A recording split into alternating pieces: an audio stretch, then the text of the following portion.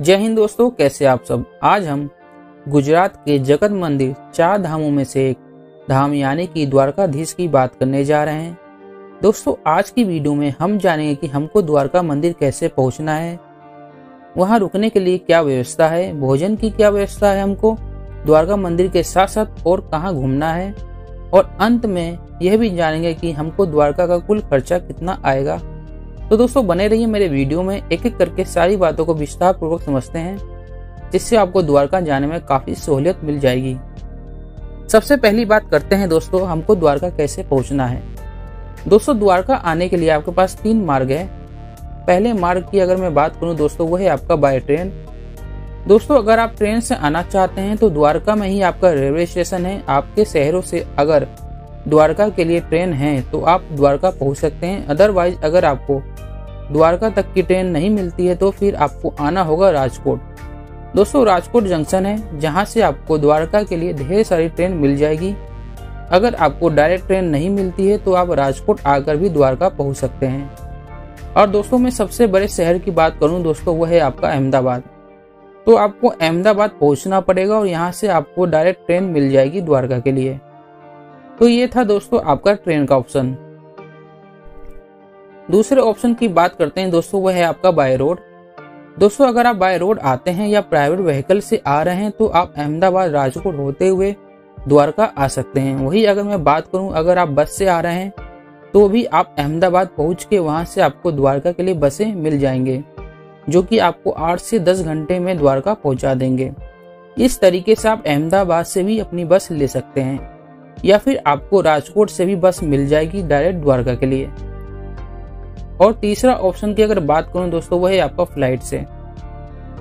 दोस्तों, अगर आप फ्लाइट से आना चाहते हैं, अगर आपका माध्यम फ्लाइट है तो आप नियरेस्ट एयरपोर्ट है वह है आपका पोरबंदर। दोस्तों, आप पोरबंदर आकर द्वारका आ सकते हैं। पोरबंदर से द्वारका की जो दूरी है वो 100 किलोमीटर के आसपास पड़ जाती है। दूसरा यह तो है आपका द्वारका आपको कैसे पहुंचना था। चलो दोस्तों, अब हम द्वारका पहुंच चुके हैं। द्वारका पहुंचने के बाद हमको करना है दर्शन। दोस्तों, दर्शन करने से पहले आपको और भी कुछ चीजें करने हैं, इसके बारे में हम जान लेते हैं। सबसे पहले दोस्तों, मंदिर के ठीक पीछे आपका बना हुआ है गोमती घाट। दोस्तों, गोमती घाट में स्नान करने के बाद ही मंदिर में द्वारकाधीश के दर्शन करना अच्छा माना जाता है। तो आप पहले गोमती घाट पर स्नान कर लीजिए, उसके बाद हम द्वारकाधीश के दर्शन के लिए बढ़ेंगे। दोस्तों, गोमती घाट में आपको स्नान इसलिए करना होता है क्योंकि यहाँ पर गोमती नदी और समुद्र का मिलाप होता है, यानी कि ये यहाँ पर इन दोनों का संगम है। तो इसलिए इस संगम में आपको स्नान करना अति आवश्यक है। और गोमती घाट में ही दोस्तों गोमती माता का मंदिर है, उस मंदिर में आप दर्शन करना ना भूलिएगा और यहाँ पर दर्शन कीजिए। और यहाँ पर आपको अनेक छोटे छोटे मंदिर हैं, वहां पर भी जाकर दर्शन कीजिए। अब बढ़ते हैं दोस्तों हम द्वारकाधीश के दर्शन करने की तरफ। जय श्री कृष्ण का जाप करते हुए, नारे लगाते हुए हम मंदिर परिसर के अंदर प्रवेश करते हैं। दोस्तों, मंदिर परिसर में है आपके 2 द्वार, एक है आपका मोक्ष द्वार, दूसरा है आपका स्वर्ग द्वार। हमको मुख्य द्वार से जाना है, यानी स्वर्ग द्वार से हमको प्रवेश करना है। दोस्तों, मंदिर परिसर के अंदर आपको मोबाइल, कैमरा, अगर आप कार से आए हैं उसकी चाबी, ये सब आपका वर्जित है। इन सब को आप मंदिर पर ही बना हुआ एक लॉकर जो कि फ्री ऑफ सर्विस है, तो आप वहां पर जमा करा दीजिए। वहां पर आपको टोकन दिया जाएगा, वो टोकन प्राप्त करके आप मंदिर परिसर में प्रवेश करिए। जय श्री कृष्ण का नारा लगाते हुए हम मंदिर परिसर में प्रवेश कर चुके हैं और प्रभु श्री कृष्ण का हम दर्शन करते हैं, अपनी मनोकामना मांगते हैं और जय श्री कृष्ण का जाप करते हुए हम मंदिर परिसर से बाहर आते हैं। दोस्तों, मंदिर परिसर में ही अनेक छोटे छोटे और भी मंदिर हैं जो कि श्री कृष्णा जी की अर्धांगिनी हुआ करती है, जैसे कि रुक्मणी माता का मंदिर, राधा जी का मंदिर, जामवती माता का मंदिर। इन सारे मंदिर में भी आप दर्शन कर लीजिए, जो कि मंदिर परिसर के आसपास ही है। तो प्रभु श्री कृष्ण के दर्शन करने के बाद आप इन मंदिर के जरूर दर्शन कीजिए। दोस्तों, यहाँ पर बात करते हैं, अगर आप आरती में सम्मिलित होना चाहते हैं तो दोस्तों यहाँ मंदिर में 2 टाइम है जिसमें मेन आरती होती है। एक है सुबह 6 बजे, दूसरा होता है संध्या 6:30 बजे। दोस्तों, आपको आरती में सम्मिलित होना है। इन दोनों टाइम के हिसाब से आप 1-2 घंटे पहले ही मंदिर में प्रवेश कर लीजिए। ताकि आप आरती में सम्मिलित होकर द्वारकाधीश का यानी कि प्रभु श्री कृष्ण जी का आप दर्शन कर सकते हैं और उनकी आरती में सम्मिलित हो सकते हैं। चलिए दोस्तों, अब हम बात करते हैं हमको द्वारका में रुकना कहाँ है। दोस्तों, यहाँ रुकने के लिए अगर मैं बात करूँ, आपके पास 3 ऑप्शन है। पहले ऑप्शन की बात करूँ जो कि है सबसे सस्ता, वो है आपका धर्मशाला। मंदिर परिसर के आसपास ही आपको बहुत सारे आपको धर्मशालाएं देखने को मिलेंगे। तो यहाँ पर जो भी धर्मशाला है वहाँ पर आप जाकर जरूर रुक सकते हैं। और यहाँ में चार्जेस की बात करूँ दोस्तों, 300 रुपये से 500 रुपये तक का होता है। अगर आपका बजट कम है तो आप धर्मशाला में रुक सकते हैं। यहाँ पर आपको बहुत सारे धर्मशाला देखने को मिल जाएंगे कम बजट में। चलिए दोस्तों, दूसरे ऑप्शन की बात करते हैं, वो है आपका गेस्ट हाउस।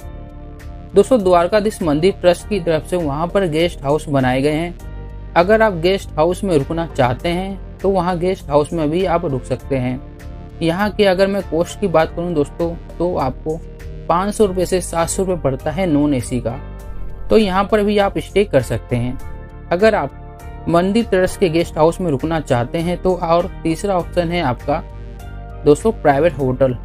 दोस्तों, वहाँ पर मंदिर परिसर के आसपास ढेर सारे आपको प्राइवेट होटल मिल जाएंगे। तो आप प्राइवेट होटल में भी रुक सकते हैं और उनका जो चार्ज होता है 24 घंटे का, वो होता है आपका 500 रुपये से 1000 तक का होता है। इस रेंज में आपको ढेर सारे होटल देखने को मिल जाएंगे।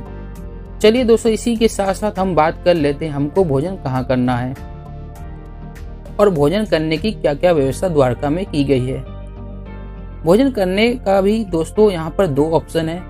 पहला तो ये मंदिर ट्रस्ट की तरफ से एक भोजन प्रसादालय है। तो वहाँ पर आप भोजन प्रसादालय में जाकर 20 रुपये में भरपेट खाना खा सकते हैं। दोस्तों, यहाँ पर अगर मैं टाइमिंग की बात करूँ तो यह आपका 11 बजे से 2 बजे तक का होता है, एक टाइम का होता है जो कि, और दूसरा जो टाइम है वो है आपका शाम के 6 बजे से लेकर 9:30 बजे तक का जो कि दिया जाता है। दोस्तों, यहाँ पर यह 2 टाइम स्लॉट में भोजन में दिया जाता है। तो आप वहां जाकर अपना भोजन ग्रहण कर सकते हैं। अगर आपको 20 रुपये में भरपेट खाना चाहिए तो आप वहां पर मंदिर ट्रस्ट की तरफ से ये फैसिलिटी काफी अच्छी है।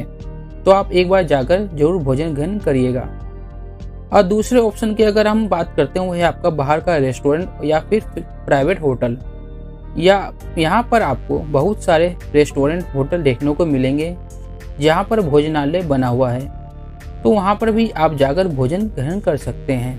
थाली कॉस्ट की अगर मैं बात करूँ दोस्तों, 50 रुपये 60 रुपये से थाली स्टार्ट हो जाती है और यह 150 तक की थाली चली जाती है। जिस हिसाब से आप थाली चाहते हैं तो वहाँ पर आपको हर प्रकार की थाली देखने को मिल जाएगी।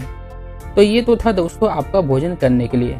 चलिए दोस्तों, अगली बात करते हैं हमको द्वारका कब आना चाहिए, सबसे अच्छा समय और सबसे उचित समय कौन सा है और हमको कितने दिनों का स्टे बनाना चाहिए। दोस्तों, अगर मैं द्वारका में आने की बात करूं तो यहाँ पर आपके पास विंटर का समय सबसे बेस्ट है, जहाँ पर भीड़ बिल्कुल नहीं होती है और आप शांत मन से कम भीड़ में प्रभु श्री कृष्ण के दर्शन आप आराम से कर लेंगे। यानी कि नवंबर से लेकर फरवरी और मार्च तक का जो टाइम है, यह टाइम स्लॉट आपके लिए बेस्ट है। चलिए दोस्तों, अब हम बात करते हैं हमको द्वारका में कितने दिनों का स्टे बनाना चाहिए। दोस्तों, द्वारका में आपके लिए 2 दिन पर्याप्त है घूमने के लिए। अगर आप 2 दिन स्टे बनाते हैं तो पहले दिन आप प्रभु श्री कृष्ण जी के दर्शन करिए और दूसरे दिन हम जाएंगे द्वारका के आसपास जो कि विजिटिंग प्लेस है, वहां हम जाएंगे। इसलिए 2 दिन आपके लिए पर्याप्त है पूरे द्वारका को घूमने के लिए। चलिए दोस्तों, अब बात करते हैं हमको द्वारका में और कहाँ घूमना है और हमारा माध्यम क्या होगा इन सारे जगहों को घूमने के लिए। सबसे पहले स्थान की बात करूं दोस्तों, वह है आपका पंचनंदा तीर्थ। दोस्तों, पंचनंदा तीर्थ जो है वह आपका मंदिर परिसर के ठीक पीछे जो गोमती घाट था, वही गोमती घाट से आपका बना हुआ है सुदामा सेतु। दोस्तों, सुदामा सेतु का एक ब्रिज है जो कि एक केबल ब्रिज बना हुआ है। तो इसके माध्यम से आपको गोमती घाट के उस पार जाना है। इस ब्रिज से गुजरने के लिए पहले आपको लेना पड़ेगा एक एंट्री टिकट जो कि 10 रुपये चार्ज बड़ों का और बच्चों का 5 रुपये है। तो आप टिकट कटवा लीजिए और हम सुदामा सेतु होते हुए अब हम जाएंगे पंचनंदा तीर्थ। दोस्तों, पंचनंदा तीर्थ में हमको जाकर सबसे पहले 5 कुंडों के जल का स्वाद लेना है। दोस्तों पंचनंदा तीर्थ में टोटल 5 कुंड है।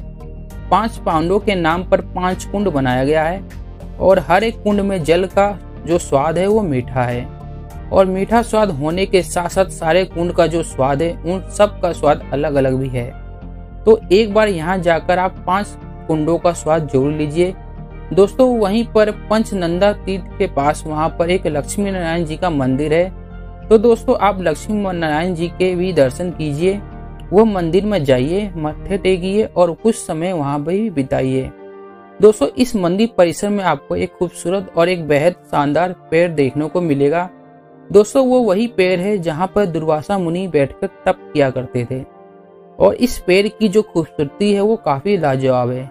चलिए दोस्तों अब हम वापस सुदामा सेतु होते हुए मंदिर परिसर के पास आते हैं और हम निकलते हैं द्वारका टूर की तरफ, यानी कि और कौन कौन से महत्वपूर्ण स्थान है जहाँ पर हमको जाना चाहिए। चलिए दोस्तों निकलने से पहले हम बात कर लेते हैं इस सारे जगहों को घूमने के लिए हमारा माध्यम क्या होगा। दोस्तों यहाँ पर आपके पास 2 ऑप्शन है। एक है ट्रांसपोर्टेशन का। पहला तो यह है कि यहाँ पर आपको ढेर सारी बसें मिल जाएंगी। आप बस में 100 रुपये का टिकट कटवा लीजिए प्रति व्यक्ति और वो बस आपको जो भी 3 से 4 स्पॉट होंगे वो सारा घुमाकर आपको मंदिर परिसर में वापस छोड़ देंगी। और बस वाले थोड़ा सा समय आपको कम देते हैं। वो जिस भी जगह आपको लेकर जाते हैं वो वहाँ पर से आपको जल्दी बुलाकर दूसरे स्थान के लिए रवानगी कर देते हैं, यानी कि आपको समय कम मिलता है घूमने फिरने के लिए।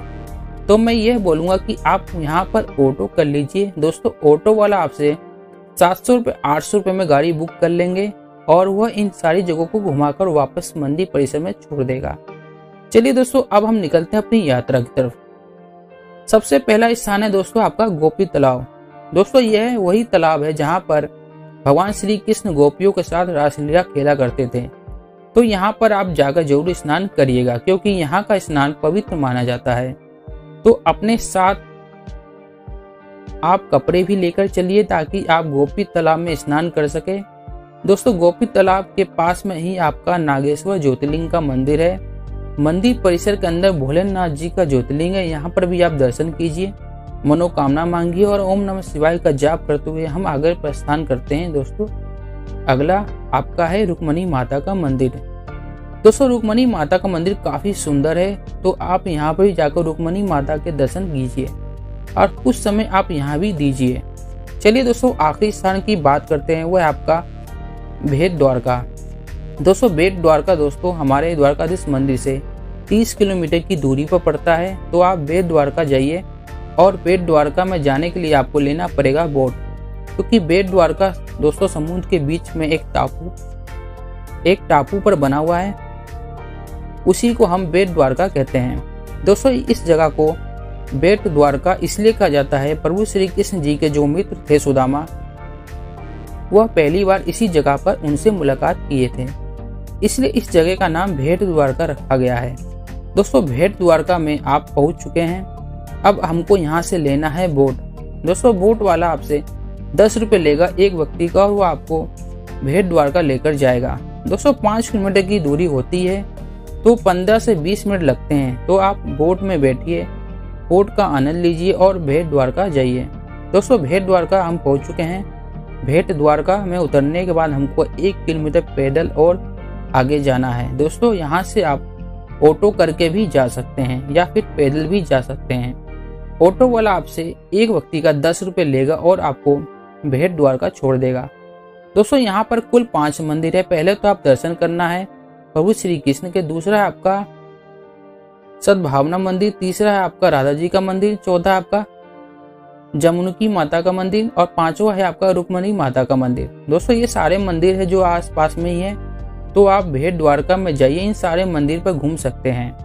तो दोस्तों ये सारे पॉइंट थे जो मैंने आपको द्वारका में घूमना है। चलिए दोस्तों अगली बात करते हैं और आखिरी बात करते हैं, हमारा द्वारका आने के लिए कुल खर्चा कितना पड़ जाएगा। दोस्तों अगर आप 2 दिन स्टे बनाते हैं द्वारका को घूमने के लिए, तो आपका एक व्यक्ति का 1500 से 2000 रुपये तक लग जाएगा, जो कि पर्याप्त है पूरा द्वारका घूमने के लिए।